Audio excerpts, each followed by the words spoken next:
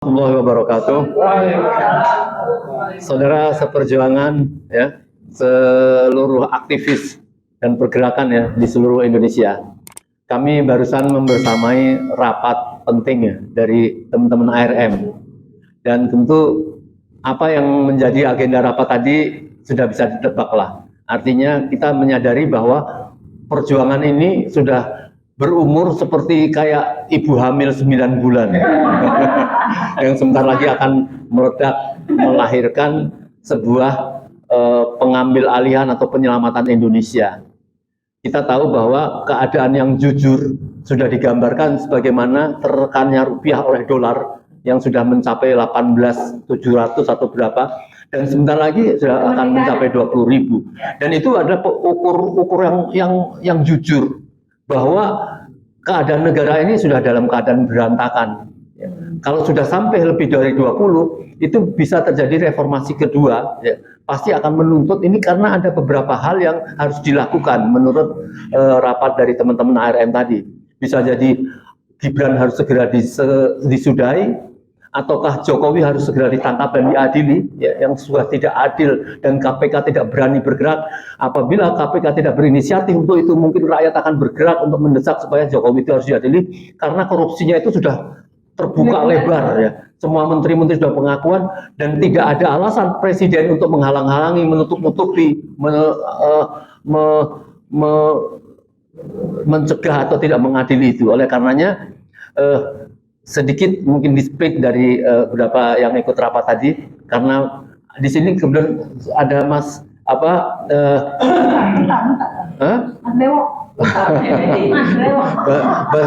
yang Bang Rustam yang sedang naik daun ya. Karena orang merasa terwakili pada saat ini. Siapa sih yang di belakangnya Jokowi ini? Yang paling terlihat itu adalah tentu adalah siapa? Pratikno. Dia sebagai wakil rektor, sebagai rektor, kemudian bisa pindah ke istana, bisa menjadikan Jokowi jadi presiden dan sebagainya. Oleh karenanya mungkin kita melihat sedikit pandangan dari info dari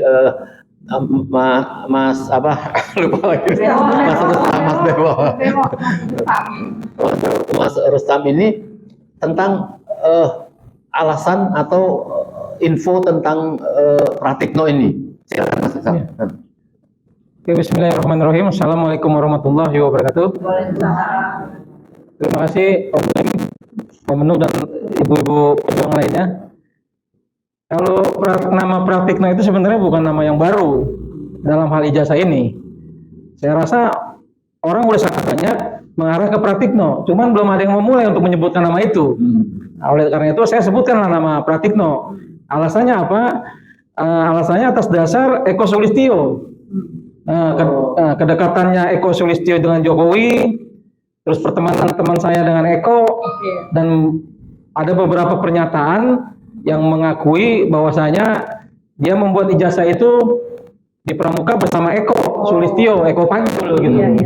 Nah, setelah saya investigasi lagi, ada kawannya Eko lagi menyatakan bahwa otak dari pembuatan ijazah itu bukan Eko Panjul, bukan Eko Sulistyo, tapi Pratikno. Nah, saya disuruh jangan serang si Eko, kalau mau serang Pratikno. Terus saya bilang, emang yakin bang? Ya memang di otaknya gitu. Jadi dari dasar banyak hal-hal yang saya investigasi itulah saya berani menyebutkan bahwa Pratikno terlibat di kasus pembuatan ijazah palsu Jokowi bersama Eko Panjul, Eko Sulistyo. Di mana tepatnya? Di Pasar Pramuka. Yang sekarang udah kebakaran. Yang sekarang benar dibakar gitu. Iya benar. Dan pada saat itu ditangkap juga, dihilangkan jejaknya. Dan pada saat itu ditangkap juga pembuat ijazah 8 orang tuh di Polda Metro Jaya. Tahun berapa itu? Sekitar tahun 2000 enggak dong, bukan. Udah 15 itu. Nah, sekitar 2015 sampai 2017. Okay. Nah, artinya ini kan suatu, kalau kita urut-urut, Om Lim, ini suatu peristiwa yang memang sengaja dikaburkan gitu. Sama halnya seperti kasus KM50, yang dimana tempatnya dilenyapkan gitu.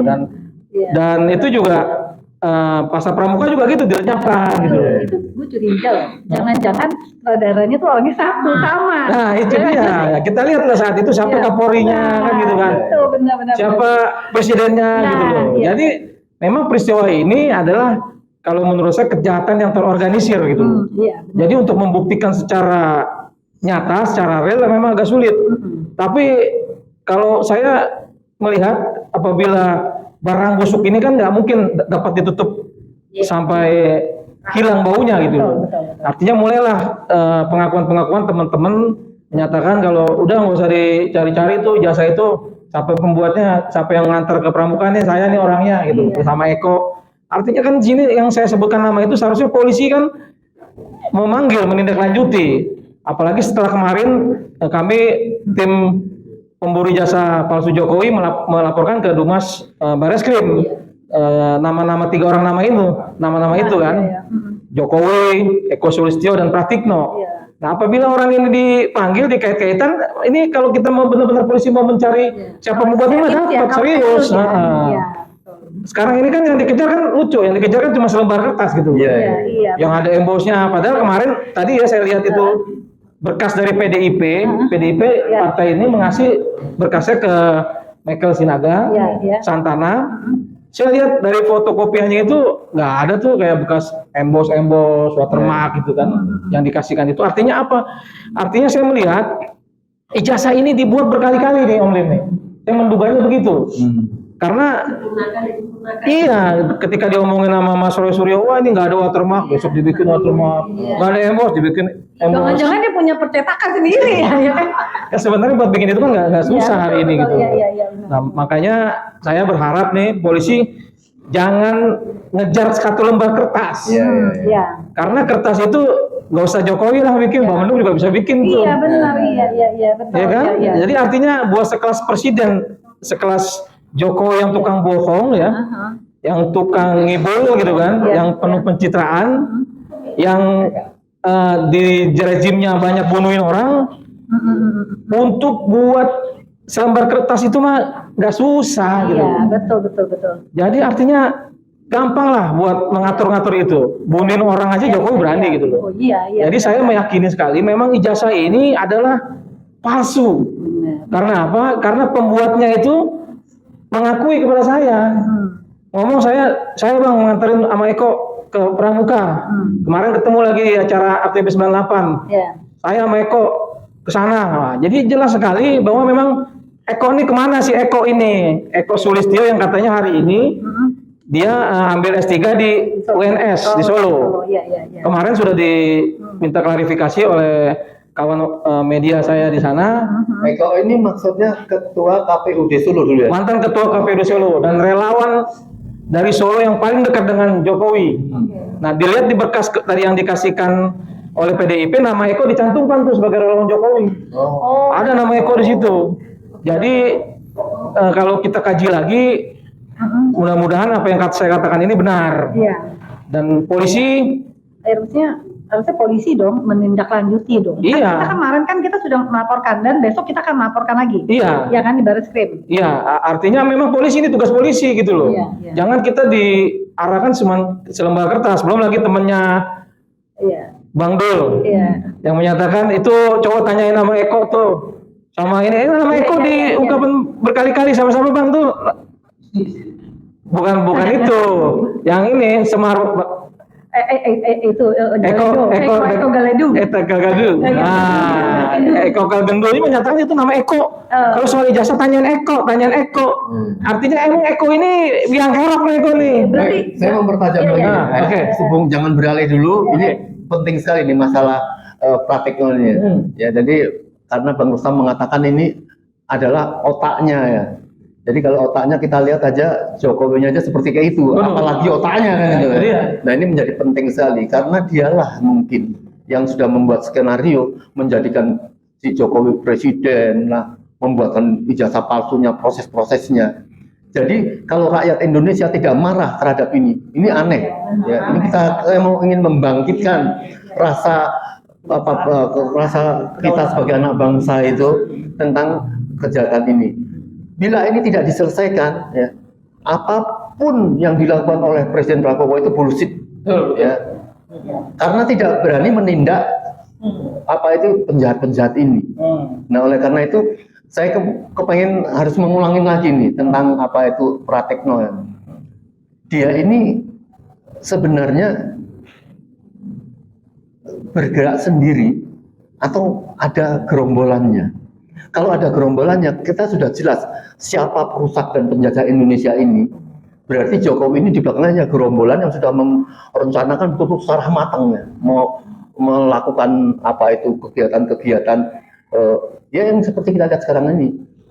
Dan saya yakin kalau ini tidak bisa diselesaikan, dolar ini tidak akan mungkin bisa bangkit karena fundamental untuk melakukan ini nggak punya apa-apa lagi. Setelah itu dilakukan ini, mungkin Prabowo sudah agak lega. Sekarang terhambat itu mungkin karena memang keterbatasan Prabowo dan lebih lagi ditambah dengan ketakutan kepada Jokowi dan gerombolannya membongkar kemenangan Prabowo yang atau mengapa dia menjadi presiden, mungkin ketakutan itu juga. Ya, gimana Mbak Bang? Ya, jadi kalau menurut saya memang ini sudah diatur, di setting. CSM ya, jadi ya secara terstruktur, sistematis ya. Iya, ini memang ada gerombolan-gerombolan. Yang betul. kalau saya urut-urut gini, Om Lim, ini yang berani main-main ini anak-anak kiri, kawan-kawan aktivis yang kiri yang terindikasi diduga berhubungan dengan peristiwa-peristiwa zaman dulu gitu, zaman tahun 65. Iya. Dan memang saya melihatnya Artinya kaitannya dengan PKI lah sebagai. diduga begitu. Saya menduga memang ini yang bergerak ini memang aktivis-aktivis kiri. Dan itu udah saya telusuri, memang iya gitu loh. Ada keturunan secara langsung dengan apa itu? Ya ada berhubungan juga dengan yang katanya lagi rame di Solo itu rewang gitu. Ada. Yang saya dapat info seperti itu. Jadi memang luar biasa ketika rezim Jokowi ini berkuasa, memang tidak terlepas dari orang-orang kiri. Itu yang sudah saya investigasi. Dan kawan-kawan yang menyatakan kalau Eko itu membuat, ya kan anak kiri semua gitu. Dan memang ke situ arahnya, saya melihatnya seperti itu. Makanya kita nih sebagai bangsa ini harus benar-benar menjaga Republik ini, jangan lagi ada lagi yang namanya apa tuh namanya? Ijazah palsu kayak gini.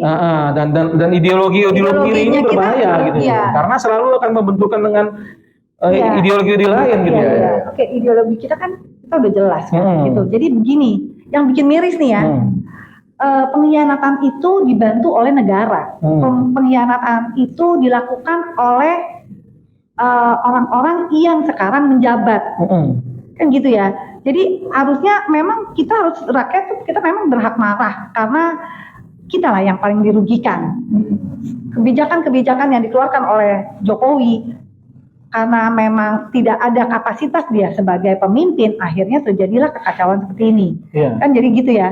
Jadi polisi ini harusnya memang, aku nggak tahu apakah polisi ini dia mandiri atau menjadi bagian dari operasi ini. Karena kalau aku lihat sekarang dalam menjalani kasus ijazah palsu ini dengan Pak Roy Suryo pun juga, Pak Roy Suryo CS ya, yang termasuk juga itu ya Bang Rusam gitu ya, itu pun juga artinya sekarang ini kan kayak diambangin, kemudian semua peraturan kayaknya ditabrak, undang-undang ditabrak kan kayak gitu ya.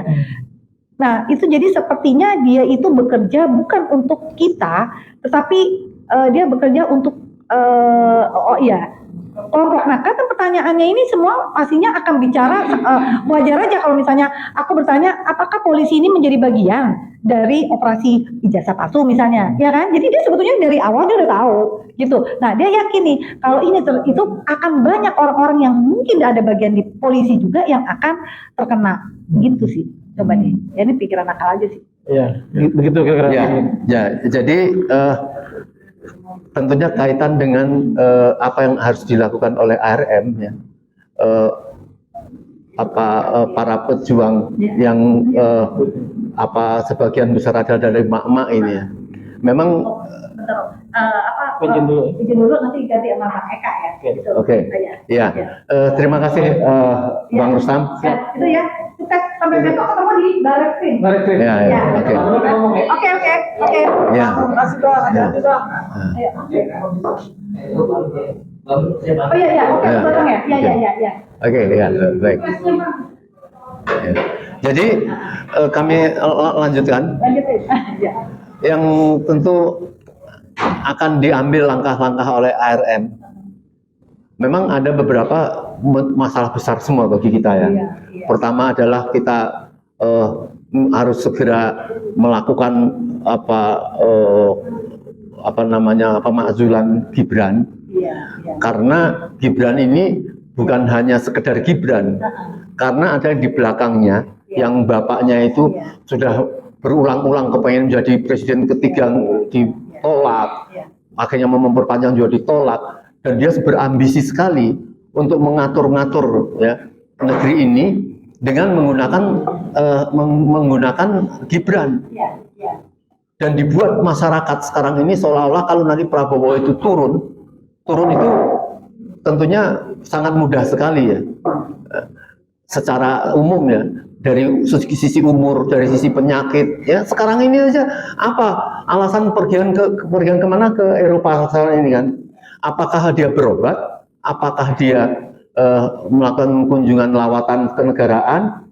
Tetapi menggunakan fasilitas negara dan orang yang banyak, yang siapa jumlah orang saja yang mendampingi itu menjadikan tidak jelas. Oleh karena itu memang salah satunya, kecuali memakzulkan Gibran, yang terpenting itu adalah omongan atau pidato celotehan dari presiden itu mau melakukan penegakan hukum, penegakan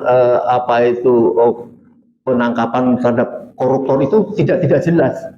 Yang sekarang ini yang dituntut ini jelas adalah Jokowi yang sudah melakukan penumpukan uang dari para menteri-menteri yang melakukan pernyataan secara terbuka, dan itu tidak segera ditindak.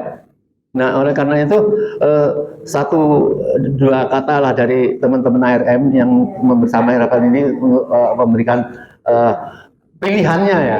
Ini kita kan sedang mengerucutkan usulan ya. Mengerucutkan usulan apa? Apakah mau korupsinya dulu ataukah Gibran? Belum lagi sekarang tuntutan secara umum sekarang ini mengerikan, minta Pak Prabowo harus diturunkan. Ya, kita melihat saja lah misalnya oleh Theo Ardianto dari UGM. Dia betul-betul meneliti itu apa proyek-proyek ADM, apa itu proyek-proyek apa itu MBG. Itu betul-betul ternyata dipegang orang-orang yang siap memenangkan Pak Prabowo di 298. Padahal dia baru 1 tahun menjadi presiden, tidak berpikir bagaimana keadaan sekarang ini bagus, sudah memikirkan itu lagi. Oleh karena itu, siapa dulu? Oh iya, iya. Gini, ya. Assalamualaikum warahmatullahi wabarakatuh. Kalau aku gini ya, dalam masalah ini ya, dalam masalah aku melihat dalam pemerintahan ini, sebetulnya belajar dari bapaknya Jokowi ya, sebetulnya Gibran yang harus kita inikan, yang harus kita fokus pada Gibran. Kenapa? Dari mulai pemilihannya aja sudah salah, itu satu ya. Dari pemilihan aja sudah salah, ya sudah tidak ada dengan KKN. KKN itu kan itu adalah awal kehancuran dari suatu negara, dan itu udah terjadi dalam 10 tahun Jokowi. Itu KKN itu marak sekali, dan coba apa? Koruptor ada di mana, korupsi ada di mana-mana dan besar-besaran. Apakah ada yang terkuak? Enggak. Karena apa? Ya itu karena kong kali kong. Iya kan, KKN itu melahirkan kong kali kong antara mereka. Ya akhirnya siapa yang dirugikan adalah kita, masyarakat. Nah, Gibran duduk di situ.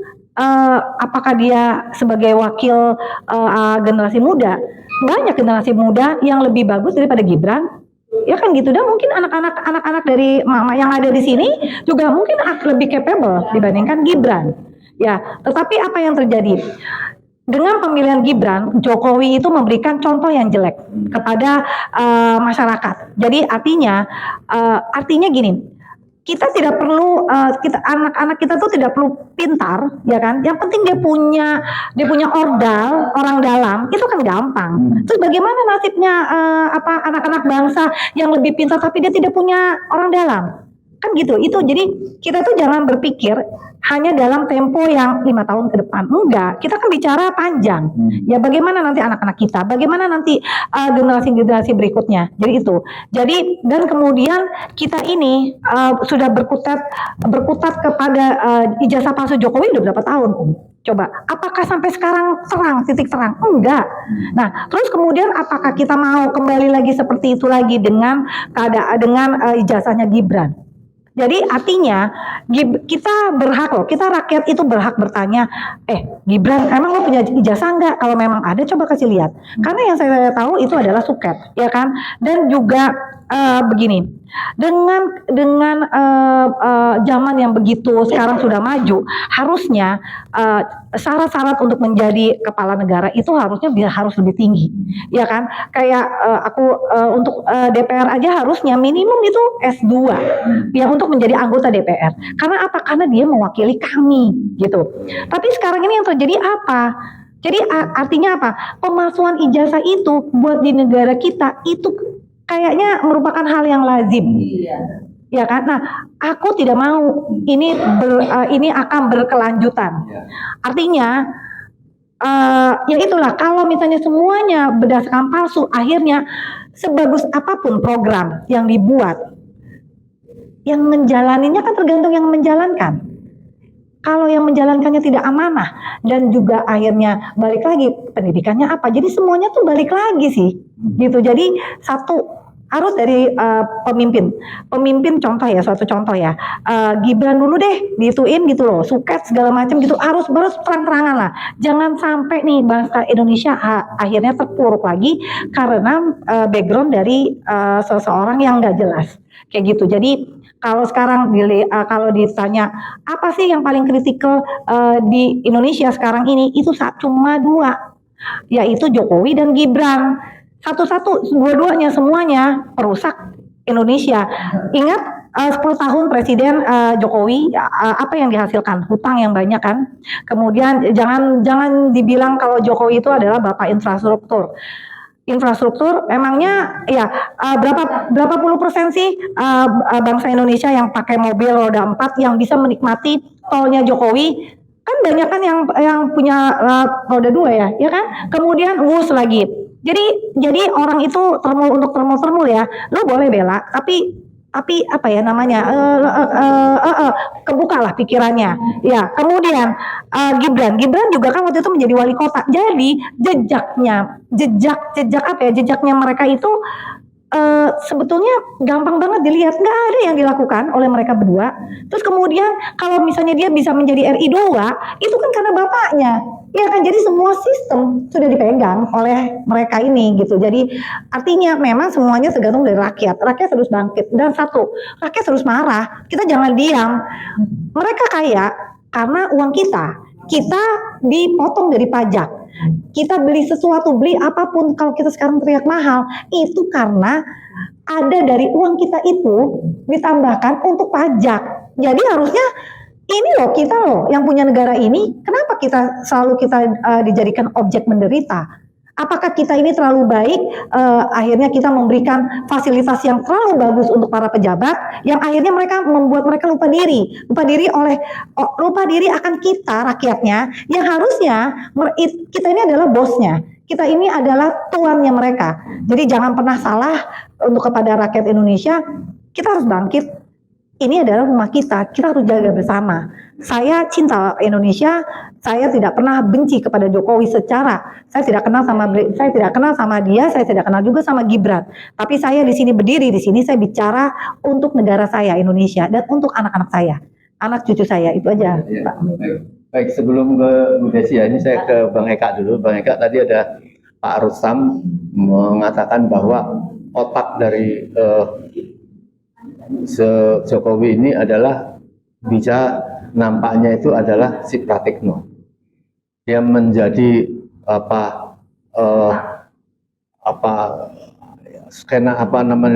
produser lah atau sutradara. Dialah yang menjadikan Jokowi presiden, atau dia menyebabkan presiden mengangkat dia, memindah dari UGM ke ke istana gitu. Nah, tadi sudah saya sampaikan bahwa umur perjuangan kita ini kalau diibaratkan orang hamil itu sudah 9 bulan tinggal meledak dan sudah tidak tahan lah masyarakat. Bagaimana untuk segera melakukan mengambil alihannya, karena GMKR itu gerakan mengambil kembali kedaulatan rakyat itu yang diprakarsai oleh para jenderal, para senior-senior kita, itu memang harus menyudahi praktek-praktek kepemimpinan model sekarang ini. Oleh karenanya saya minta pandangan Bang Eka ini, kalau ada beberapa poin-poin yang sudah ditimbulkan, apakah segera masukkan Gibran dulu, apakah segera tarik Jokowi ini dengan tuduhan-tuduhan korupsi yang jelas seluruh masyarakat Indonesia bersaksi pengakuan-pengakuan menteri itu, apakah memajulkan justru Prabowo dan Gibran ini juga menjadi kemuakan masyarakat, dan tokoh-tokoh di seluruh Indonesia sudah mengatakan curiga terhadap MBG dan proyek KDM itu hanya untuk memperpanjang umur kepemimpinan di 2029. Padahal sekarang ini baru setahun pemerintahan Prabowo seperti itu. Apa menurut pandangan Bang Eka? Silakan. Baik, makasih Om Lim. Jadi memang biang dari segala sesuatunya kehancuran bangsa kita nih, keterpurukan bangsa kita sampai dolar ini sampai hampir 18.000. Ya ini bekas kepemimpinan 10 tahun Jokowi gitu. Dan baru terasa sekarang ya. Kalau 5 tahun dia mimpin belum terasa kehancuran, 10 tahun dan sekarang nih ya hancur-hancur ya, dan ini diamini oleh pemerintah sekarang. Artinya diikuti oleh gaya kepemimpinannya ini, gaya sekarang dengan menghambur-hamburkan uang, sementara rakyat diminta efisiensi. Dia pergi pelesiran walaupun dia bilang ini tugas negara, iya tugas negara, tapi kan baru 1 tahun sudah puluhan kali ke luar negeri kan gitu, dan pasti memakan anggaran-anggaran dari rakyat. Ya, belum lagi kemarin Idul Adha juga motong 1098 ekor sapi ya dengan anggaran 100 miliar. Diperkirakan 1 ekor sapinya itu 90 juta. Nah, ini apa bagi-bagi bancakan atau apa ya, tapi berkorban atas nama dirinya pakai duit APBN. Padahal APBN itu bank rakyat kan gitu. Saya bingung niatnya bagaimana itu.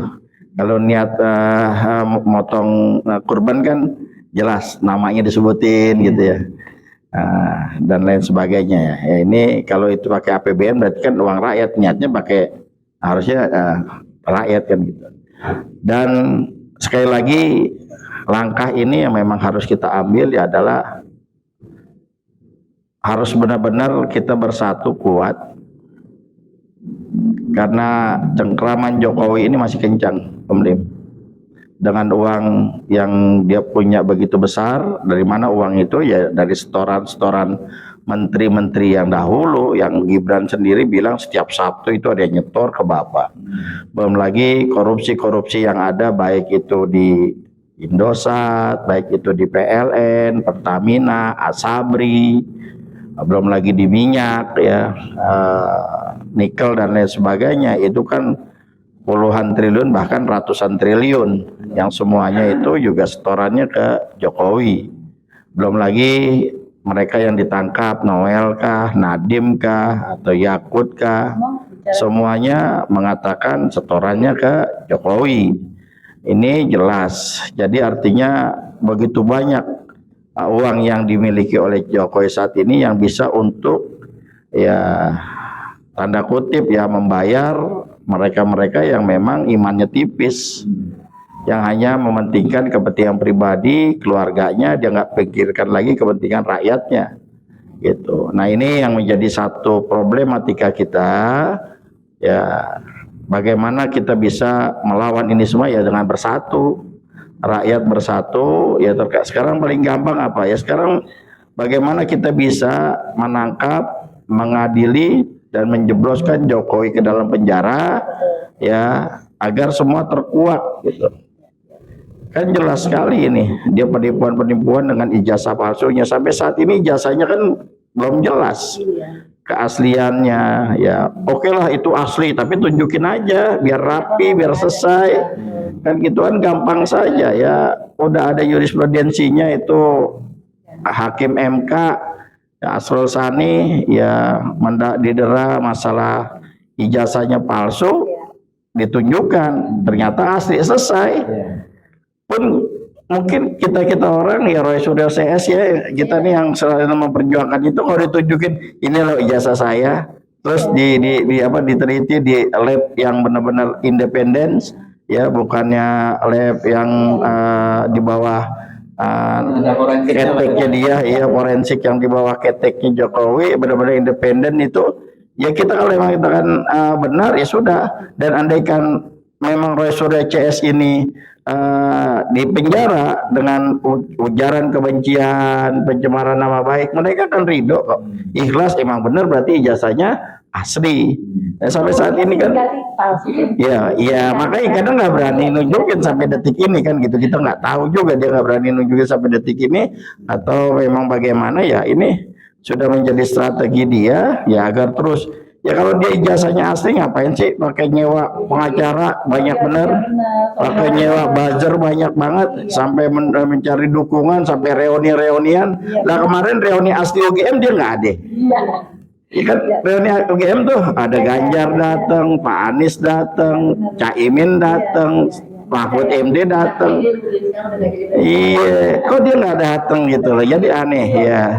Dan itu menunjukkan bahwa ya dia jangan emang nggak lulus dari UGM kan begitu. Yang lainnya pada reuni besar-besaran, dia bikin reuni kecil-kecilan turu-turu dia. Iya, dia minder.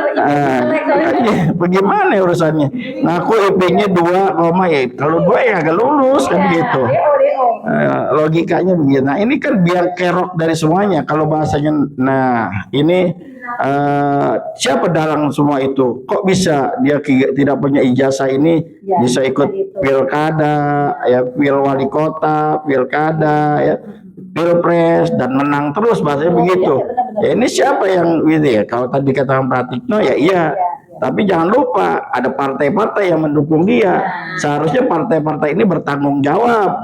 Jangan lepas tangan. Mau itu tadi yang wali kota Solo dulu siapa? Katanya PKS atau siapalah yang dukung ya.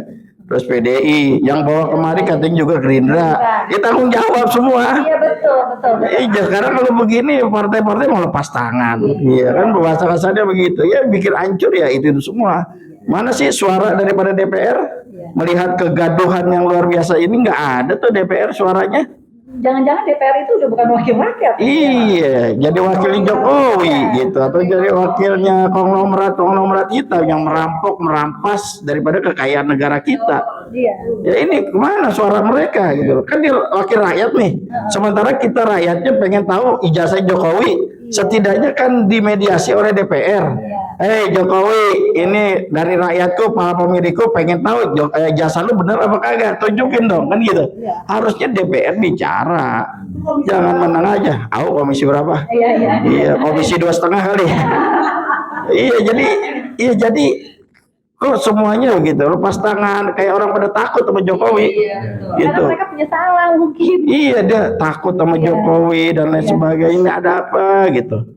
Jokowi manusia biasa ya, yang suatu saat akan mati gitu. Matinya kapan walau alam bisawab. Tapi kalau dia nggak tobat, ya udahlah gitu, bahasa kasarnya begitu. Ingat, saya hanya mengingatkan saja bahwa kehancuran bangsa dan negara ini ya ada pada ya rakyatnya gitu sendiri. Makanya besok-besok kalau saat ada pileg ya ataupun pilkada, ada yang masuk gorong-gorong, tutup aja gorong-gorongnya udah. Dicor langsung biar kagak keluar lagi gitu. Itu udah gaya-gaya dia tuh. Udah lah gaya-gaya pencitraan, besok kalau dia pencitraan nggak usah dipilih dah. Sama ini yang Gitu pakai baju putih. Iya. Iya, jadi begitu Om Dim. Jadi ini sekali lagi harus benar-benar Jokowi ini harus ditangkap, diadili, dijebloskan dalam penjara. Dengan sendirinya runtutan nepotismenya itu akan hancur dengan sendirinya. Saya hakul yakin, selama kita ini menegakkan satu kebenaran, pasti Allah bersama dengan kita. Terima kasih. Baik, ada yang tajam sekali dikatakan Mas Eka. yang jarang kita jujur ya, mengkerusakan negeri kita ini memang faktornya antara lain partai-partai ini. Jadi kalau partai ini memang tidak dikoreksi, ya memang susah. Baik, ada beberapa pilihan langkah tadi. Apakah kita sebaiknya bersegera karena waktu dan sesuatu untuk mengkerucutkan perjuangan ini? Apakah utama ini sekarang ini mempercepat pemakzulan Gibran, atau menangkap Jokowi ini untuk masalah-masalah korupsinya? Silakan Bu siapa dulu? Berisi dulu. Hah? Ayo, Bu Susi. Oh ya. Assalamualaikum warahmatullahi wabarakatuh. Ya. Kami rakyat Indonesia itu sangat prihatin ya Om. Karena dulu manusia Indonesia itu punya IQ di atas 100. Jadi mereka rata-rata gizinya bagus walaupun nggak ada MBG ya. Cerdas. Dari ibu-ibu kita yang ngasih makan dengan bergizi gitu kan. Tapi sekarang penelitian IQ manusia Indonesia tuh mendekati angka 78 Om. Kalau zaman Jokowi ada stunting juga. Ya, 78 itu berarti kan IQ kera. IQ kera itu berarti simpanse kan. Jadi kami itu merasa bangsa ini dibodohkan dengan penurunan akhlak, penurunan pelajaran agama, penurunan penghilangan sejarah. Kemudian kenapa dibuat gitu? Ya biar nggak mau maksudnya dia dibuat biar gitu supaya tidak menyaingi wakil presiden yang nggak ada ijazah SMA-nya, ya kan? Kita nggak boleh pinter kayaknya kan? Kalau kita pinter mereka resah. Jadi kita benar-benar dibodohkan. Pak, sebaiknya kita dari tiga tadi mana yang didahulukan? Didahulukan harusnya satu pendidikan Om. Untuk apakah pemakzulan Gibran, apakah Jokowi, itu atau yang jelas makzulkan Gibran, dua adili dan tangkap Jokowi karena apa? Mereka itu yang merusak undang-undang, yang merusak negara, yang merusak semua yang ada di Indonesia selama ini tenang. Terus antar suku jadi berkelahi, antar rakyat jadi berkelahi, gara-gara hanya satu selembar kertas yang dia tidak mau tunjukkan sampai saat ini. Jadi permintaan rakyat Indonesia, jangan sampai kita mempunyai presiden atau wakil presiden yang nggak punya ilmu. Ya maksudnya mereka itu hanya karena merubah undang-undang MK atas inian bapaknya kepemimpinan bapaknya, mereka semua maunya. Mereka pikirnya negara ini nenek moyang mereka yang punya. Bukan, ini rakyat Indonesia yang punya. Jadi Gibran itu harus dimakzulkan tuh sebenarnya pantas Om. Pantas banget karena apa? Dia udah anak haram konstitusi 1, terus dia nggak punya ijazah SMA, dia hanya punya surat keterangan dari Kemdikbudrismen, Suket gitu kan. Dia itu tidak punya kapabilitas untuk G2G, government to government, atau B2B, business to business, dia nggak ada. Dia setiap ada pertanyaan apapun dia pasti melempar pertanyaan ke silakan tanya dengan menteri ini, silakan tanya dengan. Jadi dia nggak ada jawaban untuk yang. Jadi lebih strategis Gibran didahulukan itu ya. Didahulukan Om. Ya silakan Bu Anu. Didahulukan. Assalamualaikum warahmatullahi wabarakatuh. Kalau saya lebih fokus untuk tangkap dan adi Jokowi ya, melihat kesalahan Jokowi udah terlalu banyak ya. Kasus korupsi timah Jokowi, dana haji yang sebut Jokowi juga, Noel, Nadiem. Ya. Semoga dengan ijazah palsu ini bisa menyeret Jokowi ditangkap dan diadili. Ya baik. Jadi tolong dicatat ya dari ini satu Gibran Jokowi menjadi. Mungkin silakan Bu Tita. Nah. Poin-poin aja biar kita tahu apa yang akan dilakukan jadi gerakan Oke. Iya. Saya terusin aja bahwa memang kita saatnya fokus ke wakil presiden. Dia tidak punya kemampuan untuk menjadi wakil, dan selama ini apa kinerjanya? Tidak ada kan? Tidak. Kita mau minta dia sebagai duta susu di Palestina ya. Tapi ya nggak ada yang berangkatin juga. Mungkin kan memang dia tidak punya kemampuan. Jadi nggak ikhlas, bener-bener nggak ikhlas karena kinerjanya dia nggak ada. Tapi rakyat juga harus melek bahwa beberapa hal itu mungkin banyak yang menghujat Prabowo ya. Saya pun juga menyesalkan itu karena begini, bukan menyesalkan karena banyak kinerja Prabowo pun juga belum kelihatan secara nyata. Terus dengar-dengar juga semua yang masuk itu adalah ke Teddy. Sebenarnya kita itu harusnya fokus turunin Teddy. Apa ya? Ganti Teddy, pecat Teddy. Karena Teddy menghalangi semua kerja benernya Prabowo. Semua laporan masuknya ke Teddy.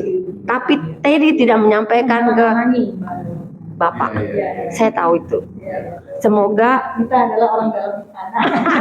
saya odal. Jadi terima kasih. Saya setuju dari disampaikan Bu Tita tadi.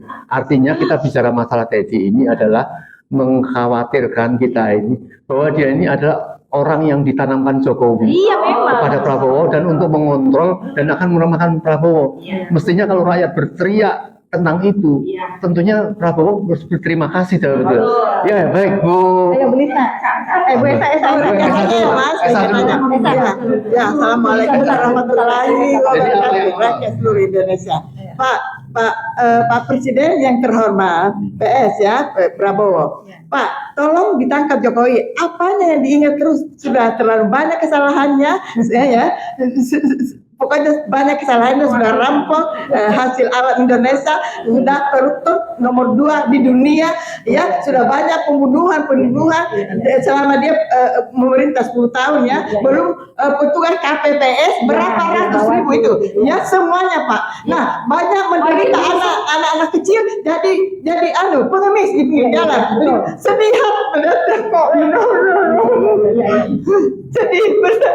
Bapak mengundurkan diri aja dengan terhormat kalau tidak bisa memimpin bangsa yang seluas ini Indonesia. Saya bilang banyak rakyat yang menderita, separuhnya mungkin sebenarnya banyak tidak makan, banyak bunuh diri ya karena dia tidak makan pasti bunuh diri ya. Sedih. Menurut Pak, Bapak mengundurkan diri dengan terhormat, bagus Pak. Kemungkinan kalau Bapak lanjut bisa dibelain sama rakyat, tapi kalau Jokowi tidak bisa dibelain. Itu aja Pak. Terima kasih ya Pak. Maksudnya ya bahwa Ibu mengatakan bahwa tangkap Jokowi itu artinya Pak Prabowo harus memberikan kesempatan atau justru memaksa KPK dan lain-lainnya untuk segera memeriksa yang sudah menjadi tuduhan-tuduhan masyarakat itu karena dialah sumber-sumber yang menjadi kejahatan ini. Tadi Bu Esi belum. Bu Esa. Iya, jadi gini, aku coba untuk menerjemahkan apa yang Bu Lisna rasakan. Jadi gini, mungkin ini untuk Pak Prabowo ya. Pak Prabowo, saya hanya sekedar mengingatkan ya, memang betul. Proses IQ anak kita diturunkan itu di zamannya Jokowi. Ingat zaman stunting ya, berapa tahun kita merdeka tidak ada isu stunting, tapi pada saat Jokowi telur mahal segala macam mahal, disitulah mulai gizi buruk dari anak-anak. Saya tidak punya background politik, tapi begitu saya tahu ada anak-anak stunting segala macam, di situ saya terketuk, saya turun sampai saat ini. Dan memang betul di zaman Jokowi juga badut, badut yang harusnya dia tuh bahagia ada di tengah-tengah ulang tahun anak. Tapi apa yang terjadi? Selama 10 tahun badut-badut itu ada di jalan. Untuk apa? Untuk mengemis. Dan banyak juga kita ketemui penjual tisu dari anak-anak. Jadi harusnya Pak Prabowo, kalau kita bilang adili dan tangkap Jokowi karena kami yang merasakan Pak. Bapak juga kan merasakan betapa zolimnya Jokowi kepada Anda, dicurangi. Jadi sekarang ini hanya dibutuhkan keberanian Anda.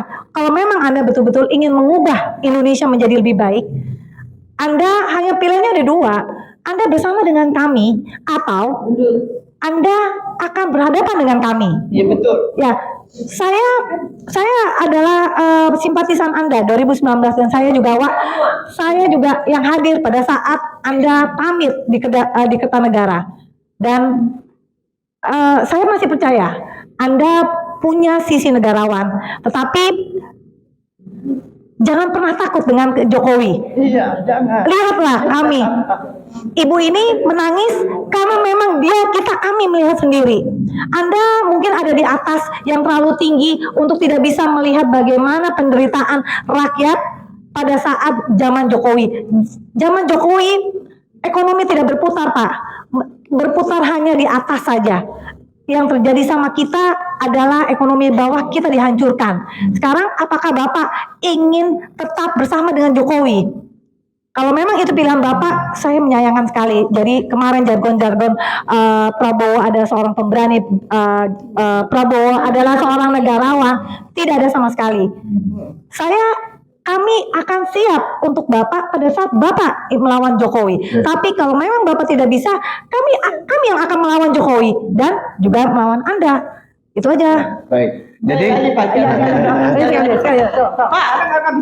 aku kalau yang pejuang, almarhum suamiku pejuang, berjuang di Jogja dengan orang tuaku pejuang semua. Keluarga besar aku kan pejuang, keluarga aku semua itu nih.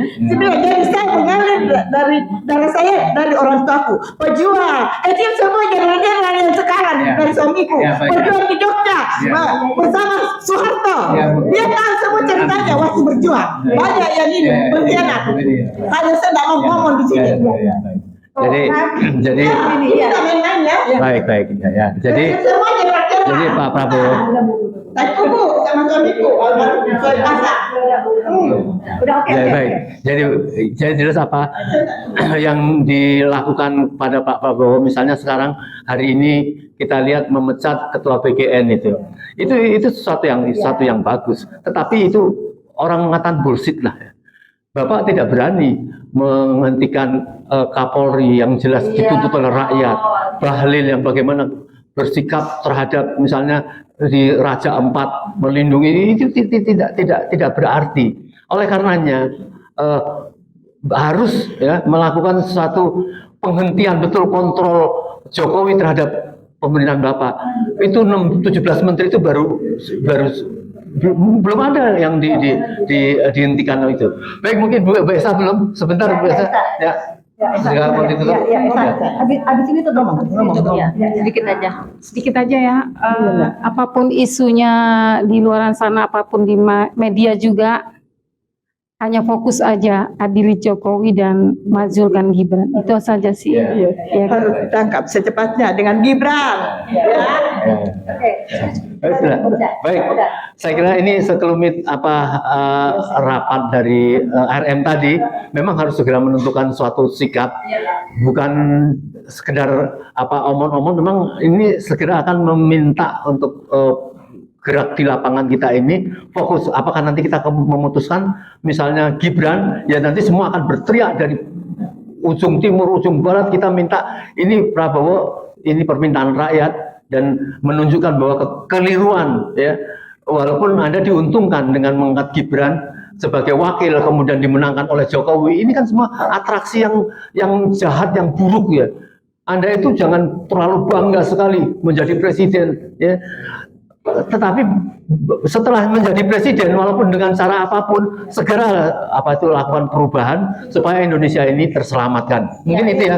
Baik, insya Allah tunggu apa yang dilakukan oleh RM dan para tokoh dan para senior untuk segera kita melakukan di lapangan, melakukan eksekusi dari ini. Assalamualaikum warahmatullahi wabarakatuh.